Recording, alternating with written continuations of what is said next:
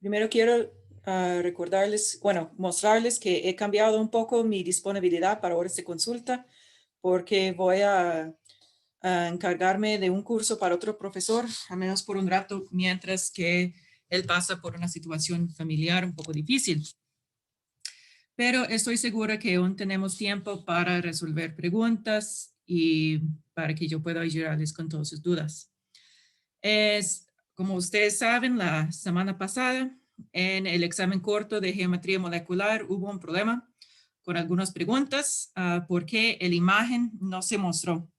Entonces, yo pienso que he encontrado la razón por qué. Uh, Parece que en una actualización al aula virtual que han hecho hace un rato, pero este semestre ha cambiado muchas cosas. Entonces, voy poco a poco encontrando qué han cambiado y qué debo hacer diferente para que yo pueda utilizar el aula virtual correctamente, como he hecho en el pasado. Entonces, yo estoy cambiando persona a persona la nota en la cuarta examen corta para que si hubo una pregunta con la imagen, su nota estará entre solo 4 preguntas en vez de 5. O si usted tenía 2 preguntas con imágenes, su nota estará entre 3 preguntas en vez de 5. ¿Ok? Y el examen corto de esta semana, va a incluir un par de preguntas que tienen que ver con geometría molecular, básicamente para que ustedes tienen la oportunidad de mostrar su dominio del tema, que no tenía esa oportunidad la semana pasada. No he publicado este examen corto aún porque todavía estoy verificando que va a funcionar de verdad. Entonces, tengo un poco de paciencia. Hoy en la tarde espero tenerlo publicado y voy a darles una ventana más amplia para realizar este examen corto. Entonces, estará hasta el lunes de la próxima semana. Que esta semana ustedes van a resolver un trabajo previo que tienen que entregar este viernes antes de medianoche. Tiene este guía de estudio para leer, que darles un poco de repaso de proporciones definidas antes de realizar el informe. Como siempre, el trabajo previo y el informe está hecho en equipos. Solo un estudiante de cada equipo va a entregar las respuestas del grupo y como siempre, el informe tiene una fecha límite para la próxima semana antes de medianoche. Ahora les voy a mostrar el trabajo previo y el informe para esta semana.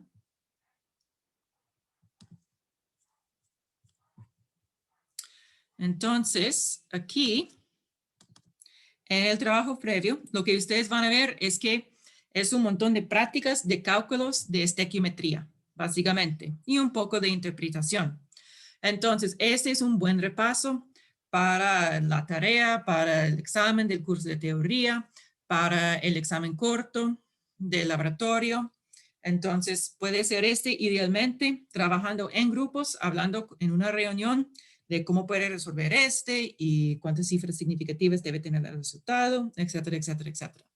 Entonces, para hacer todo práctica o trabajo previo, perdón, ustedes están haciendo cálculos utilizando análisis dimensional. A veces es para convertir un volumen a cantidad de moles, dado la concentración. Entonces, no se preocupe que no hemos estudiado concentración aún en el curso de teoría, porque es simplemente el manejo de unidades. Entonces, si tiene mililitros y la otra unidad es mol entre litro, ¿cómo puedo manipular esas unidades para obtener la unidad de la respuesta? ¿Ok? También hay preguntas de estequiometría más común o exactamente iguales a lo que hemos hecho en la clase de teoría. Preguntas de reactivo limitante, reactivo en exceso. ¿Okay? Y aquí otra vez tenemos más práctica con estequiometría, pero en vez de dar los reactivos en mol o gram, tenemos el volumen y concentración de los reactivos. Entonces, para ayudarles, voy a hacer un pequeño repaso con unos ejemplos. ¿Ok?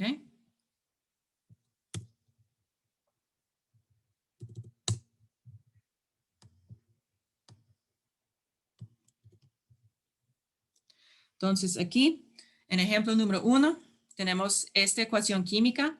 En la primer paso tenemos que balancear la reacción química, la ecuación química. ¿Ok? Entonces, quiero balancear el carbono primero. ¿Cuál sustancia necesita un coeficiente y qué debe ser este coeficiente? Puede ser una respuesta verbal o escrito en el chat.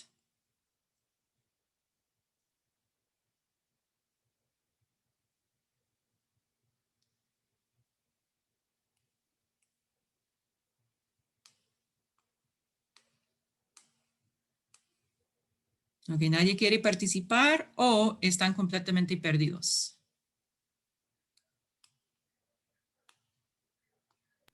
Profe, yo estoy muy perdido, la verdad. Ok, entonces voy a dar el ejemplo.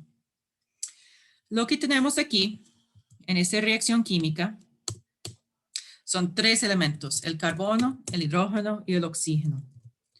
En el lado de los reactivos, yo tengo 3 carbonos, tengo 8 hidrógenos y yo puedo contar 1, 2, 3 oxígenos. En el lado de los productos, yo tengo actualmente un solo carbón, tengo 2 hidrógenos y tengo 2, 3 oxígenos. ¿Okay? El problema que yo tengo es que durante el transcurso de una reacción química es imposible crear o destruir elementos o masa. Entonces, si yo tengo 3 carbonos al principio, debo tener 3 al final. Entonces, yo voy a poner aquí un coeficiente 3. Este va a cambiar la cantidad de carbonos. Ahora voy a tener 3 carbonos. También va a afectar la cantidad de oxígenos. Entonces, ya con esos 3, tengo 3 por 2, es 6, 7 oxígenos.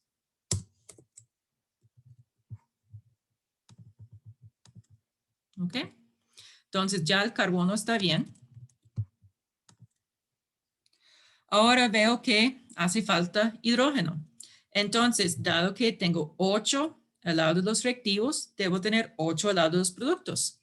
Entonces, voy a poner aquí un coeficiente de 4.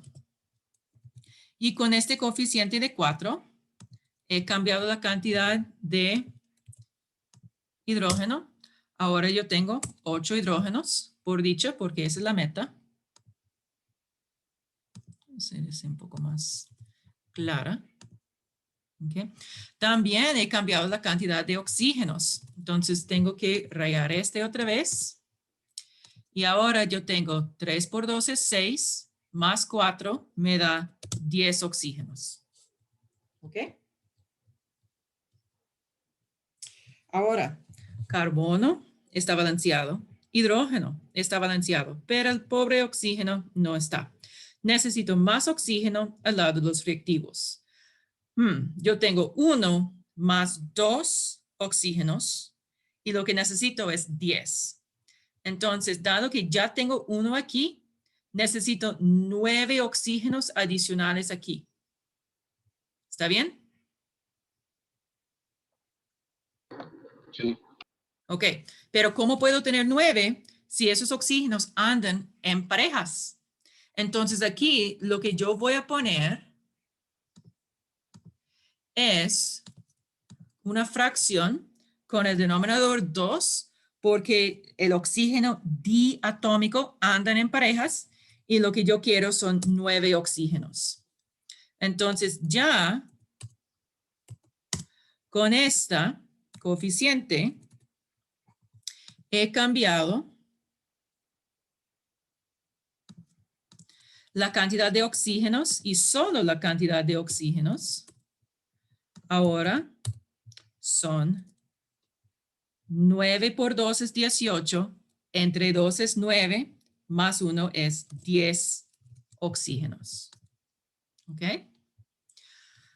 Pero en una reacción química balanceada, yo quiero que solo incluye coeficientes que son números enteros. Entonces, yo necesito eliminar el sobre 2. Entonces, voy a multiplicar toda la ecuación química por 2. ¿Ok? Entonces, ahora, lo que yo tengo en mi ecuación química balanceada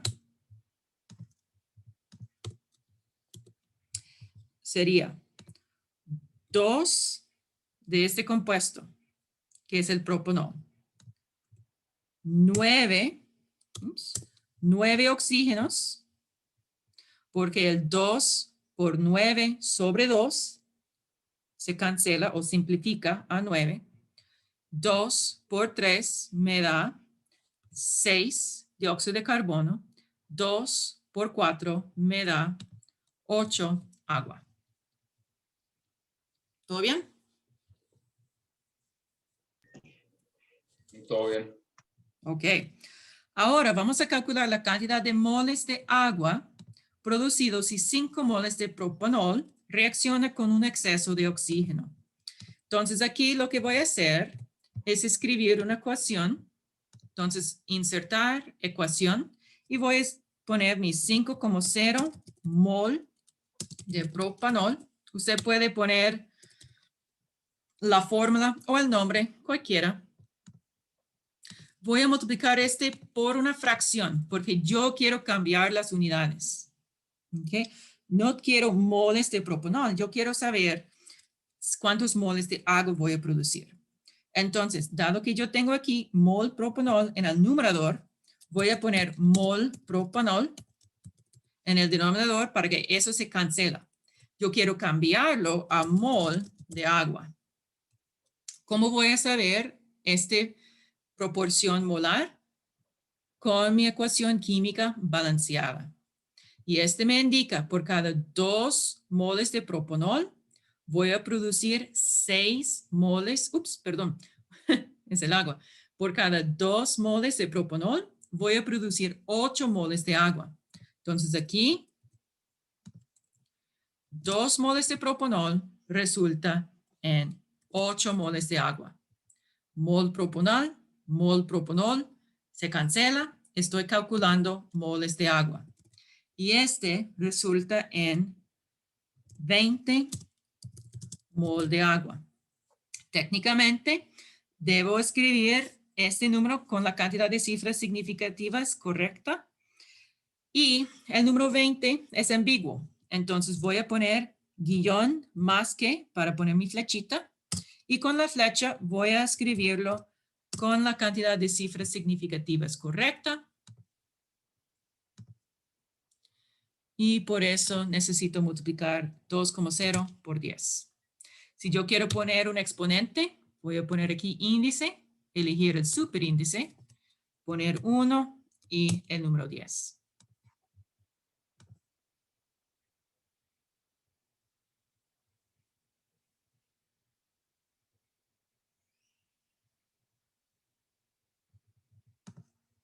¿Ok?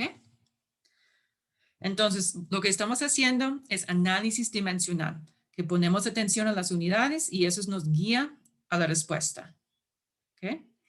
En esta otra pregunta, tenemos la misma ecuación química y queremos saber cuál es el rendimiento teórico de dióxido de carbono en gramos si 4 moles de propanol reaccionan con 15 moles de oxígeno.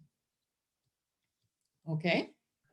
Entonces, yo necesito determinar cuál es el reactivo limitante y en el mismo proceso de determinar el reactivo limitante, voy a determinar cuál es el rendimiento teórico del dióxido de carbono. Entonces, primero voy a hacer el cálculo con propanol. Voy a insertar una ecuación. Tengo 4,00 mol propanol. Yo voy a pasar mol de propanol a mol de dióxido de carbono. Si yo quiero escribir una ecuación química o una fórmula química, voy a poner C, un índice, un subíndice, para poner el 2 en el subíndice y O. Entonces yo tengo CO2. ¿Ok? ¿Cómo voy a saber esta proporción molar? Aquí, en la ecuación química balanceada, 2 moles de propanol producen 6 moles de dióxido de carbono. ¿Okay? Entonces voy a poner 2 moles de propanol, produce 6 moles de dióxido de carbono. Pero yo no quiero moles de dióxido de carbono, yo quiero rendimiento teórico en gramos. Entonces necesito multiplicar por otra fracción. Voy a convertir mol de, y aquí es útil en la computadora, puede ser control copiar y después control pegar, control Z, control V. Quiero pasar mol de dióxido de carbono a gramos de dióxido de carbono. Cada vez que tengo que hacer la interconversión entre mol y gramo o gramo a mol, necesito la masa molar. ¿Okay? El dióxido de carbono incluye carbono, sin sorpresa, y 2 oxígenos. Y en total, voy a calcular la masa molar de este. Entonces, el carbono en la tabla periódica tiene esta masa.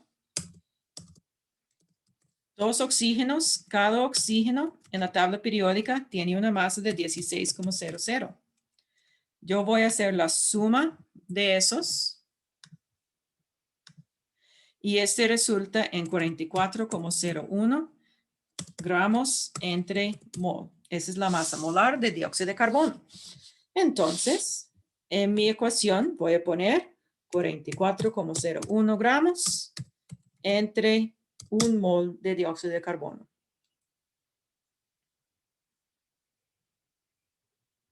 ¿Cómo estamos ahora?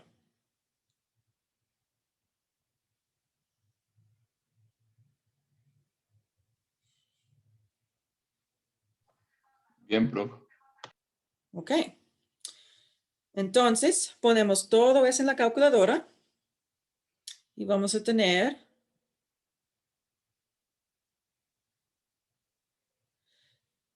528,12 y estos da unidades mol propanol, mol ha cancelado, mol dióxido de carbono ha cancelado. Solo tengo gramos dióxido de carbono. Vamos a notar que yo tengo aquí 4 cifras, infinito, infinito, infinito, 3 cifras significativas. Entonces voy a cambiar mi respuesta para que solo tiene 3 cifras significativas. ¿Okay? Esos números aquí son infinitos en su cantidad de cifras significativas porque son números exactos. Muy bien. Ahora vamos a hacer otro ejemplo diferente. Aquí. Profe, disculpe, Dígame. las 3 cifras significativas eran de los 4 mol. Sí, 4,00. Ese número solo tiene 3 cifras significativas. El Ok, otro tiene gracias. 4, entonces estoy limitada a esos 3. Ujú.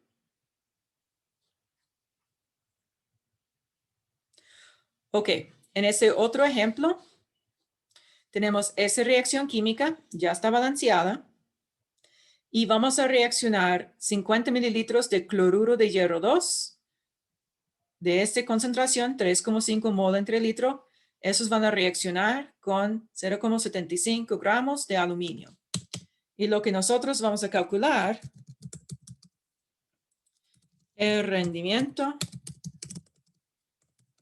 teórico de, ¿qué queremos? ¿Cuál producto? ¿Ustedes quieren el cloruro de aluminio o el hierro?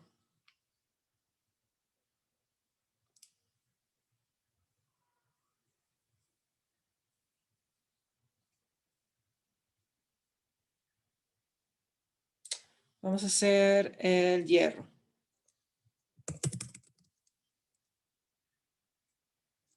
Vamos a calcular su rendimiento teórico en gramos.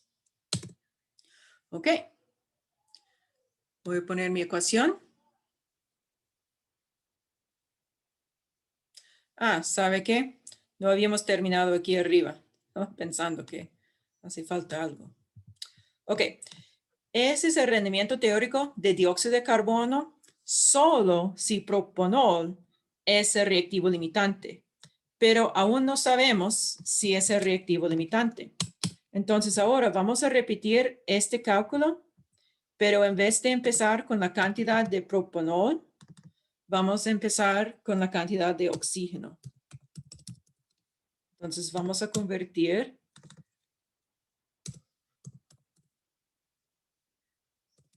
mol de oxígeno a mol de dióxido de carbono, mol de dióxido de carbono a gramos de dióxido de carbono y un rendimiento teórico. Y vamos a adivinar si es el rendimiento teórico correcto o no. En este caso, tenemos 15,00 moles de oxígeno. Mirando a mi ecuación química balanceada, yo veo que hay 9 moles de oxígeno para producir 6 moles de dióxido de carbono. Entonces aquí voy a poner 9 moles de oxígeno para producir 6 moles de dióxido de carbono. Para convertir mol de dióxido de carbono a gramos de dióxido de carbono, utilizamos la misma masa molar y ponemos todo esto en la calculadora. Y este nos da 440,1. ¿Ok? Tengo aquí 4 cifras, infinito, infinito y 4 cifras. Entonces, esta respuesta con 4 cifras significativas es correcta. Ok.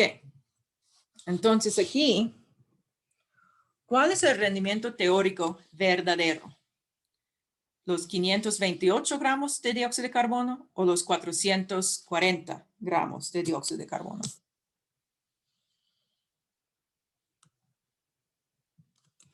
Siempre es el menor valor. ¿Ok? Entonces, el rendimiento teórico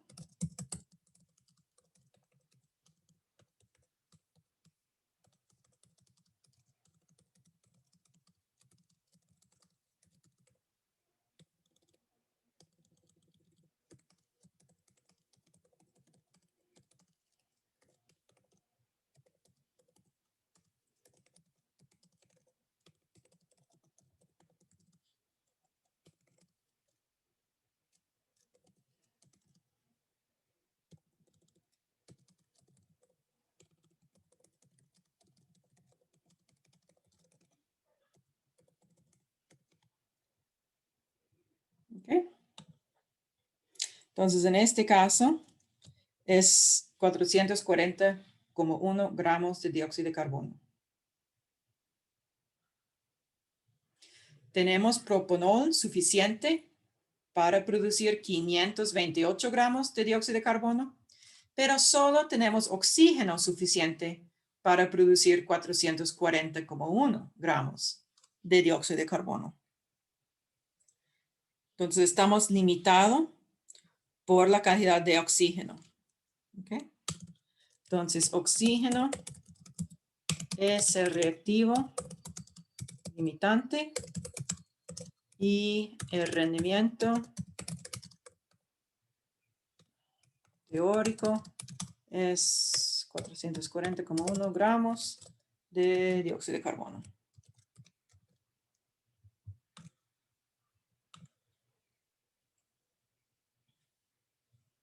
¿Preguntas aquí?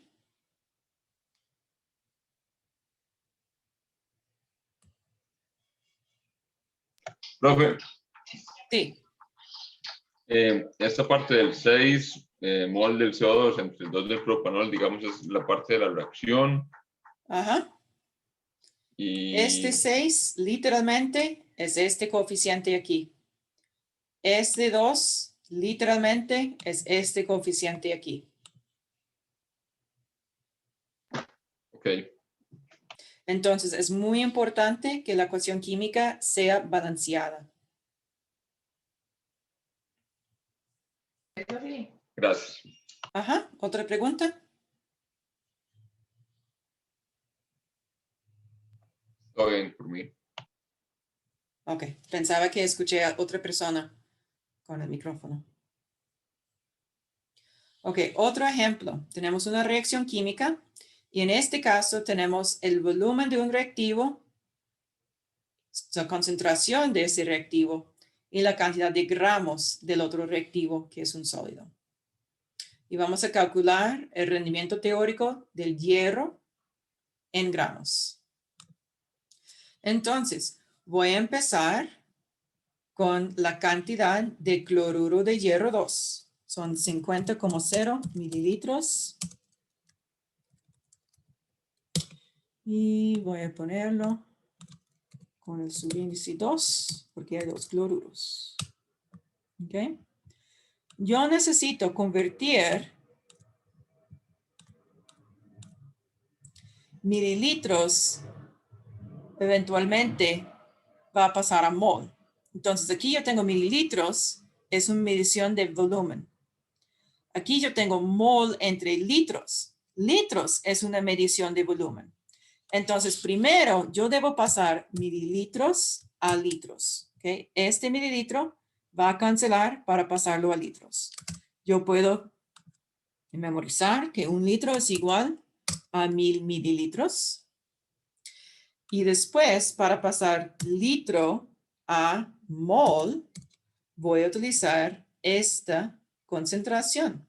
Este indica que hay 3,5 mol de cloruro cloruro de hierro en cada 1 litro. ¿Ok?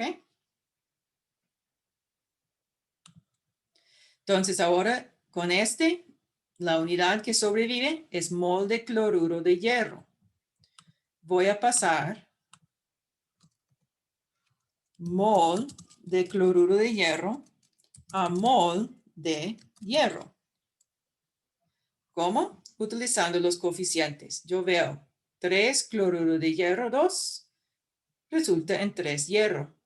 Entonces 3 aquí, 3 allá. Ahora necesito pasar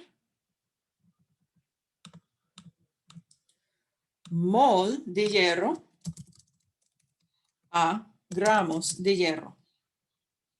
Entonces saco mi tabla periódica y yo encuentro allá el hierro tiene 55,84 para su masa molar. Profe, disculpe que le interrumpa. ¿Está bien? Si fuera si estuviera pidiendo del cloruro, digamos, la única diferencia que tendría que hacer es al final poner 6 cloruros en vez del de hierro, ¿verdad? Y poner la masa molar del cloruro, ¿o no? Ok. El rendimiento teórico puede calcularlo en términos de hierro o en términos de cloruro de aluminio. Entonces, si estábamos haciendo el cálculo, voy a mostrarle en un momentito el cálculo para cloruro de aluminio, para que usted pueda ver que es un poco diferente. ¿Ok? Entonces, voy a poner todo esto en mi calculadora.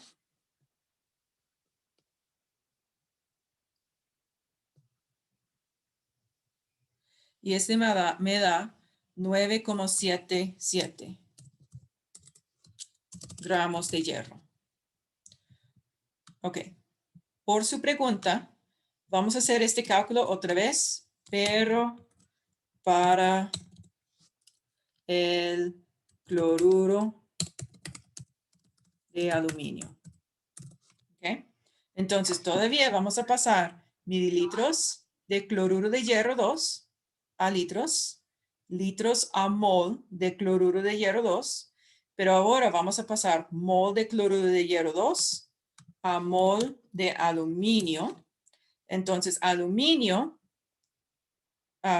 cloruro de aluminio.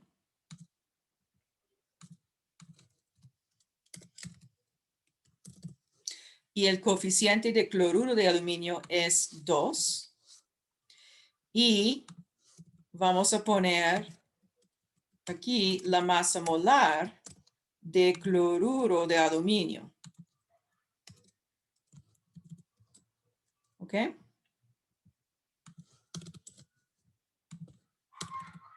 Y aquí tenemos que hacer un cálculo, porque el cloruro de aluminio no solamente es un elemento, tenemos que hacer la masa de aluminio más la masa de 3 cloros para resultar en la masa de este compuesto.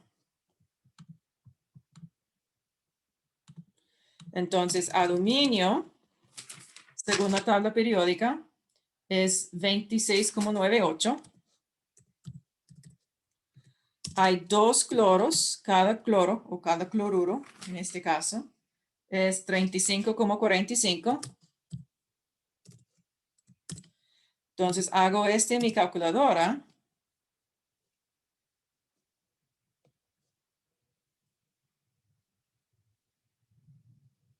Y me da 97,88. Entonces en este caso, voy a poner aquí que hay 97,88 gramos de cloruro de aluminio por cada mol de cloruro de aluminio. ¿Ok?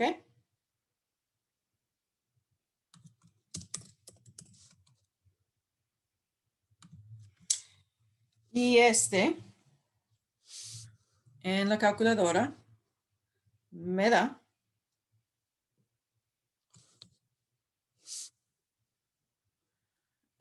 no debe estar allá. Ah, no, esa es la concentración, perdón.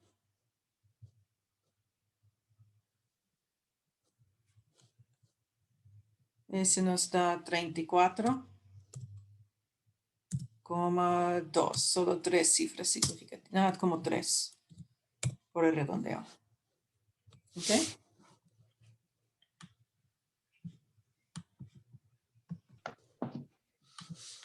Profe, y si en la pregunta, digamos, en vez de que dijera calcule el rendimiento teórico de hierro, dijera del cloruro 2, es más o menos lo que acabamos de hacer.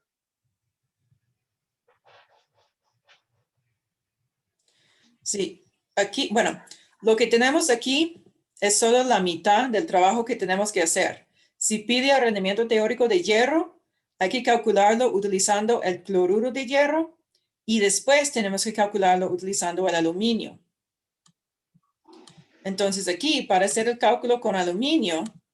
Ok, todavía no hemos terminado entonces. Ajá, vamos a hacer 0,75 gramos de aluminio, dado en la pregunta.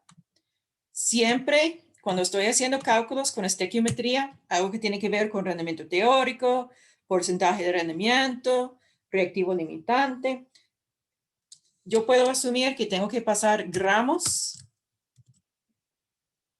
o a moles. Entonces, siempre estoy trabajando en moles. ¿Ok?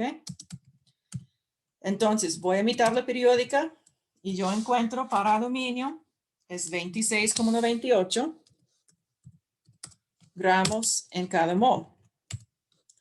Ahora voy a convertir moles de cloruro de aluminio, perdón, moles de aluminio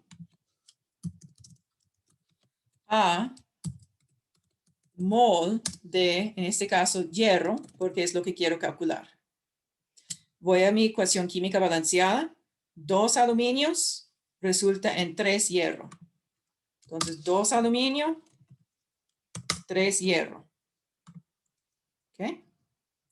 Al final necesito el rendimiento en gramos de hierro. Entonces, otra multiplicación. Voy a convertir mol de hierro a gramos de hierro utilizando la masa molar de la tabla periódica, que es 55,84. Pongo todo esto en mi calculadora y me da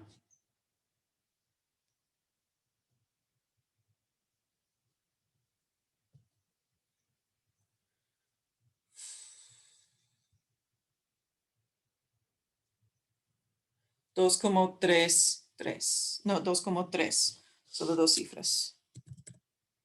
Gramos de hierro.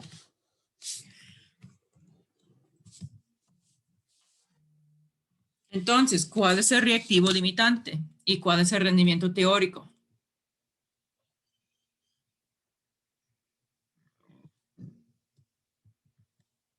el rendimiento teórico siempre es el menor valor. Entonces aquí podemos notar que aluminio es el reactivo limitante y el rendimiento teórico es 2,3 gramos de hierro. Profe, entonces, como repaso breve, disculpe, en la primera parte, digamos, arriba, ¿qué fue lo que sacamos? Aquí, Sí, esa es la cantidad de hierro que podemos formar si utilizamos todo el cloruro de hierro disponible. Entonces, tenemos cloruro de hierro suficiente para formar hasta 9,77 gramos de hierro. Pero solo tenemos aluminio suficiente para formar 2,3 gramos de hierro. ok, entonces, ¿y por qué el hierro? Bueno, digamos, porque, no sé. Porque la pregunta pidió hierro. Ok, y si hubiera pedido, digamos, cloruro, ¿qué otra cosa? Sería como la pregunta de abajo. Ok, cloruro no se encuentra en esta reacción química. Lo que aparece es cloruro de aluminio. Ok, por eso hicimos abajo la de cloruro de aluminio. Ajá. Entonces aquí, si queremos hacer el cálculo con cloruro de aluminio, o para calcular el rendimiento teórico de cloruro de aluminio, vamos a hacer, de verdad, eso es lo que voy a hacer. Básicamente vamos a repetir este con el aluminio, primero con el cloruro de hierro y ahora con el aluminio, pero vamos a pasarlo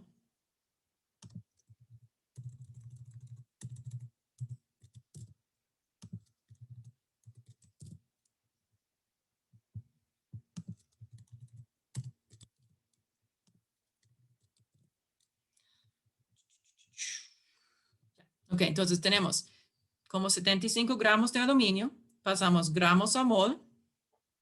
Ahora, utilizando la ecuación química balanceada, 2 mols de aluminio va a producir 2 mol de cloruro de aluminio. Y vamos a convertir mol de cloruro de aluminio a gramos de cloruro de aluminio. Ponemos todo esto en la calculadora y nos da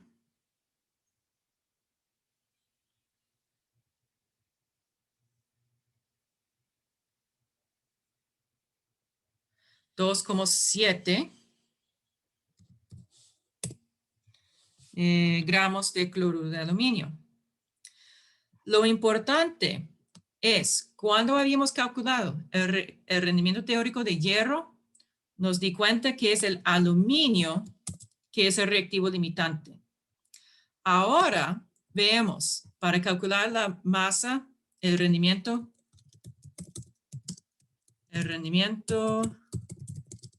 teórico de cloruro de aluminio. Hacemos, todo ese trabajo y nos damos cuenta que es el aluminio. Es el reactivo limitante. Y el rendimiento teórico es 2,7 gramos de cloruro de aluminio.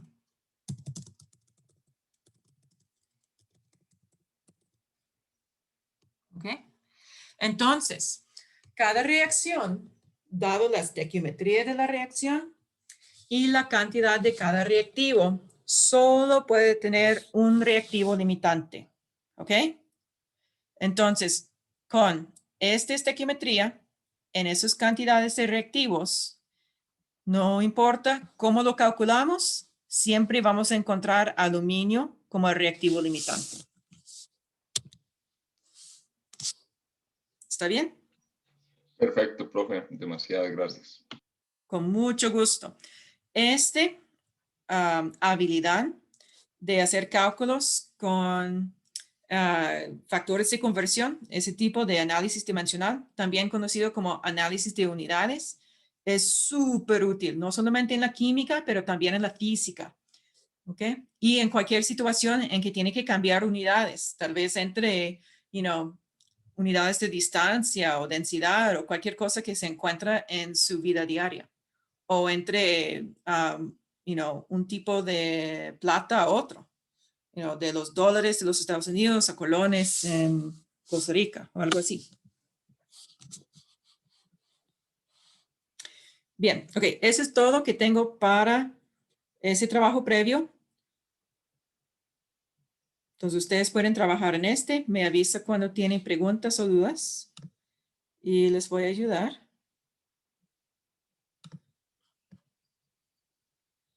Ahora,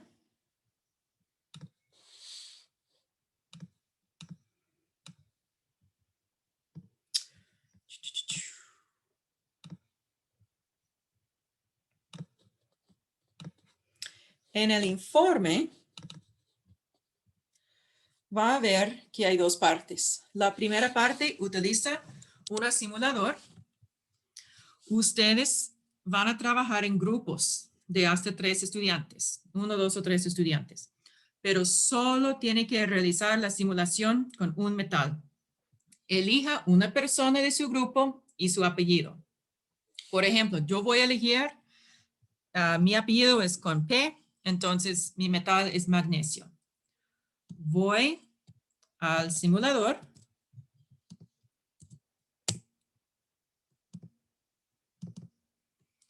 Y yo veo que es muy sencillo. ¿Ok? Lo que tengo que hacer es seguir las instrucciones del simulador para obtener esos datos. ¿Ok? Lo que yo quiero que ustedes noten es que los datos van a variar cada vez que realiza la simulación. ¿Ok? Entonces, cuando yo hago en la mañana lo realicé y la masa de la cápsula de porcelana era 119,36. Ahora es 45,13, ¿sí? Muy diferente. Si yo hago la refresca de la página, ahora es 109,27. ¿Ok? Entonces, la masa de la cápsula de porcelana va a variar con cada repetición del experimento. Siempre voy a indicar la incertidumbre de mis mediciones. Entonces, ustedes tienen que notar. Entonces, queremos primero aproximadamente 3 gramos de nuestro metal. En mi caso, voy a utilizar el magnesio. Utilizo esos botoncitos para subir el metal. Un momento, ustedes pueden ver ambos, la simulación y el informe.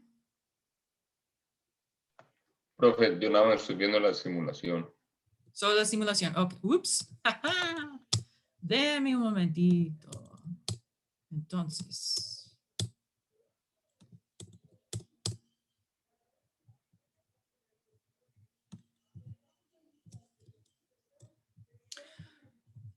¿Cómo puedo? Ya. Ok, ahora yo pienso que pueden ver ambos. Sí, okay. Ahora sí. Esos son los datos que saqué en la mañana con el grupo número 1. Podemos notar que la masa de la cápsula de porcelana es diferente cada vez. Hago la refresca y recibo otro. Lo que va a ser igual es la incertidumbre de este instrumento. Bueno, lo que yo tengo que determinar, lo que tengo que determinar es la incertidumbre de este instrumento. En este caso, ¿qué es?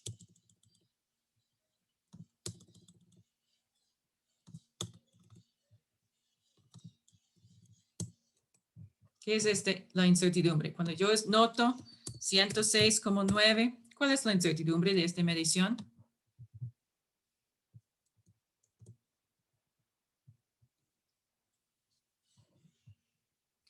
Es un instrumento digital. Siempre es la última cifra que tiene incertidumbre de más menos 1. Entonces yo voy a escribir más o menos 0,1 en este caso. ¿Ok? Ahora elijo el magnesio y yo quiero aproximadamente 3 gramos. Entonces yo quiero que sea aproximadamente 109,9. Entonces agrego aquí, mucho. Aquí está, 109,9. Ahora voy a anotar esta masa, 109,9 gramos. Esta es la misma balanza, entonces tengo la misma incertidumbre, 0,1 gramos. Ahora voy a calcular la masa del metal. Entonces necesito tener la masa de la cápsula y el metal, 109,9, más o menos 0,1.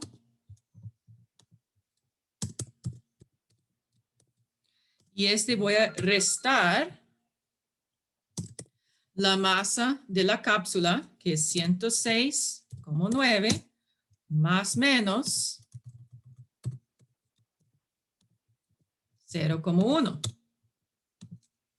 Entonces, obviamente, la resta de las dos mediciones me da 3,0 gramos. ¿Cuál es la incertidumbre de la diferencia?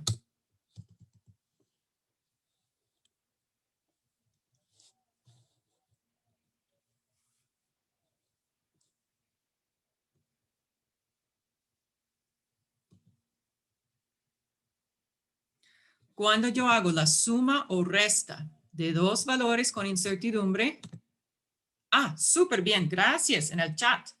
Eso, participación y la respuesta correcta.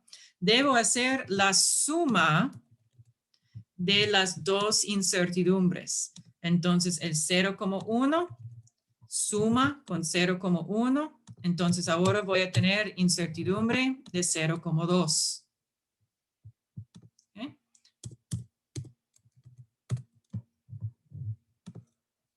¿Ok? Y aquí yo tengo 3,00. Con 0, perdón. Ahora, regreso a la simulación. Voy a seguir esos pasos. Añada un exceso de disolución de ácido clorhídrico. Ese es este. Entonces voy a oprimir ese botón azul que se ve, es un poco difícil ver, pero ahí está.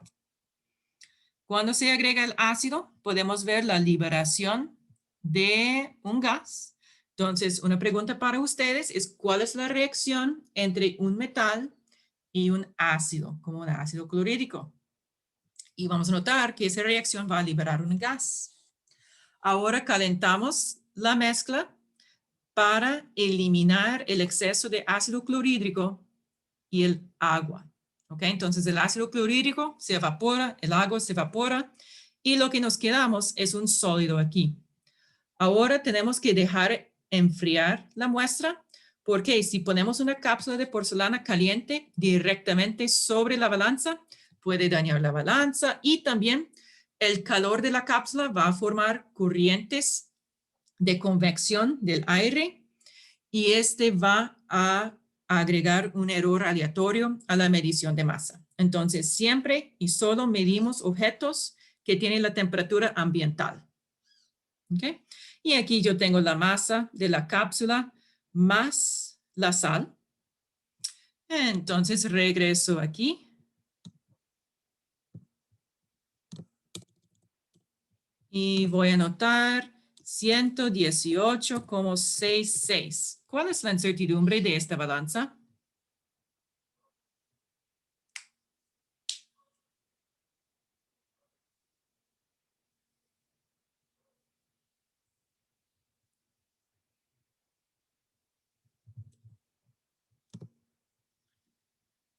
Solo la balanza, no he hecho la suma.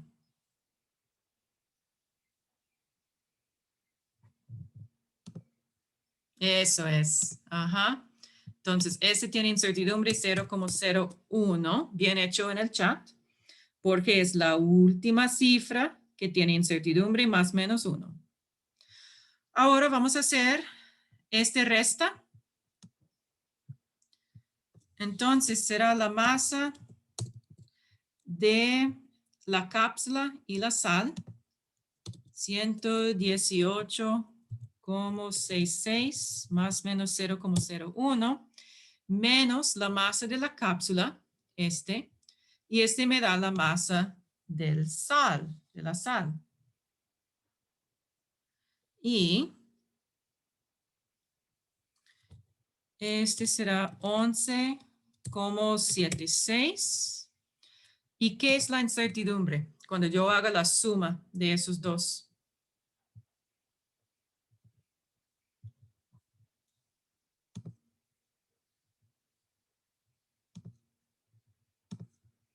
Bueno, la suma de 1 y 0,1 es como 11, ¿verdad? Pero eso es muy importante. Una incertidumbre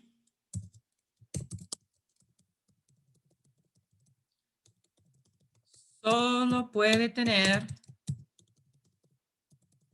una cifra significativa. Entonces, mi respuesta final va a ser 11,76 más menos 0,1. Pero otra vez, tengo que poner atención. ¿Por qué? Una medición solo puede tener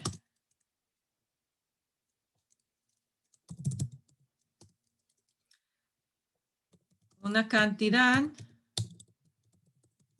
de posiciones decimales igual a su incertidumbre. Entonces a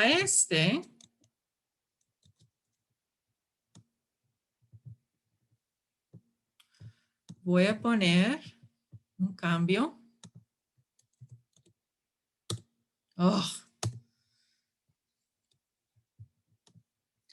Entonces vamos a tener aquí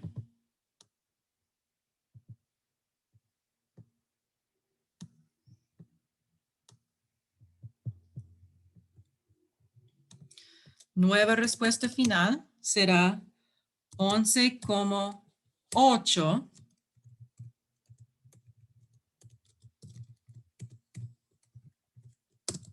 más menos 0,1.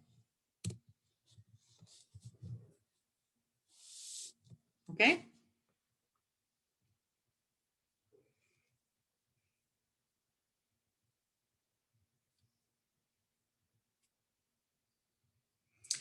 En pregunta número 2, ustedes van a determinar la cantidad de gramos de metal y gramos de cloruro en su masa de sal para cada fila, entonces 3 veces. ¿Okay? Vamos a notar que ustedes tienen que determinar la fórmula de la sal para determinar la cantidad en gramos de metal y cloruro de sal. Pero otra vez, es solo un ejercicio en análisis dimensional. Número 3, hay que determinar si sus resultados concuerdan con lo anunciado por la ley de proporciones definidas. ¿Dónde está anunciado? Claro que sí, se me cerró.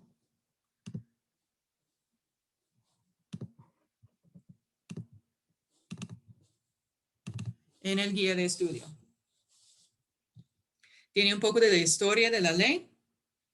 Y aquí básicamente lo que debemos mostrar es que la proporción entre la masa del metal y la masa de la sal producido, esta proporción debe ser constante, independiente a la cantidad de metal agregado, porque siempre, recordamos que siempre aquí estamos utilizando un exceso de ácido clorhídrico, el otro reactivo.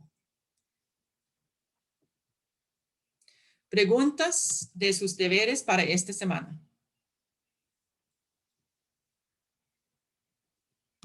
Profe, yo No escucho nada. bueno, en uno de los, ya, Sí, ahora sí. En uno de los compuestos que nos tocó a nosotros como grupo, Ujú. ese era el yodato. Entonces era para ver si, digamos, ese tenía, ya digo que era lo que tenía. Tenía resonancia. Entonces yo quería saber cómo si, digamos, se ponía en la estructura de Lewis la resonancia, porque me acuerdo, no sé si era que se escribía como cuando usted había dado el ejemplo de deslocalización, o si se hacían las tres estructuras diferentes en las que podía Eh, haber deslocalización.